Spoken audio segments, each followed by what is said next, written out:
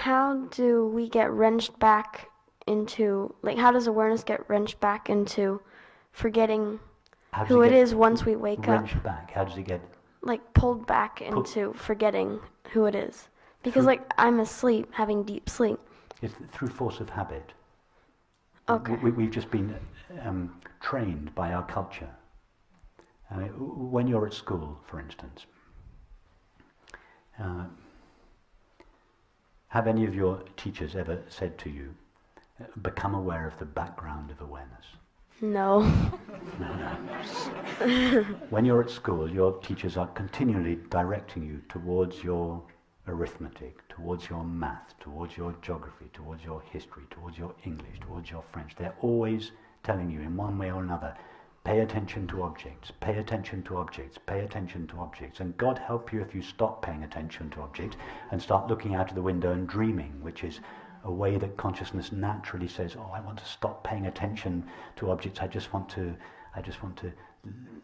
let my attention go free and return to myself. And as soon as you do that, what does your teacher say to you?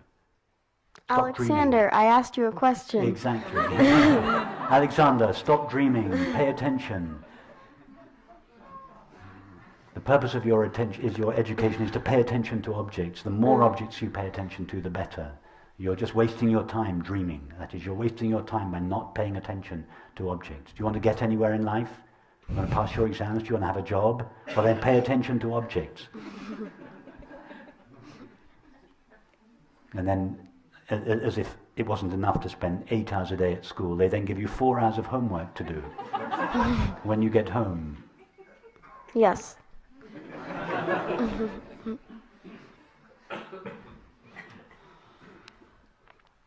So that's how awareness, this habit has been set up in awareness to continually pay attention to objects. And when one object's finished, no pause, go for the next one. And then the next one. And then the next one. And then when you do want to relax and kick up and put the TV on, there on the TV, the same culture that provides your educational system is now providing your entertainment system and continually telling you that the more of this you buy, the happier you'll be. The more you look like this, the happier you'll be, etc., etc. So again, the same message is reinforced by the entertainment culture, etc., etc., etc. And then you get, at the end of the day, you feel tired. Awareness says, oh, I just want to come back to myself now. I'm tired. I'm tired of paying attention to objects. I just want to rest in myself. That's called falling asleep. So when the mind falls asleep to objects, awareness wakes up to itself. So we rest, awareness rests briefly within itself. I know you understand that time doesn't exist, but let's say that really deep sleep doesn't take place in time, but let's say for a period of time, awareness comes to rest in itself, and as a result it gets partially rejuvenated. So that's why we feel, hopefully, wide awake and full of energy in the morning. And then what do? We just go straight out again and pay attention to objects again, and we spend the rest of the day paying attention to objects. Well, you do this every day for 13 years, and it's a pretty good habit builds up. So when awareness is left free, as a result of this habit, it just naturally goes towards an object. And if there's no object if the world is not providing any objects to attend to, then we just manufacture a thought or an image or a fantasy or something else. So in this way, we just continually pay attention to objects.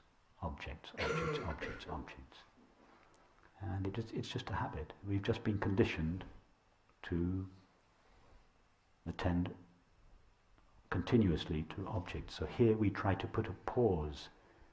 There's nothing wrong with paying attention to objects. I encourage you to do your schoolwork, and I don't want to get in trouble with mum and dad here. but we put a pause in between our attention to objects, and in that pause we allow awareness to come back to itself, to remember itself, and then we go back out to the object, and then between the two we pause. We allow awareness just to come back briefly. It doesn't need to come back long. Just comes back to itself, tastes itself, rests in itself, and then goes out to the object again.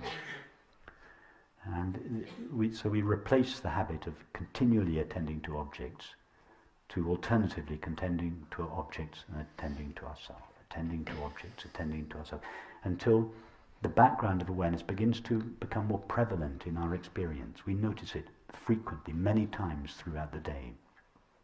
And then something very, very magical happens. We notice after a while that, to begin with, there's this back and forth. Objects, awareness, objects, awareness, objects, awareness. But then, after a while, we notice that when we start paying attention to objects, the background of awareness is not completely forgotten.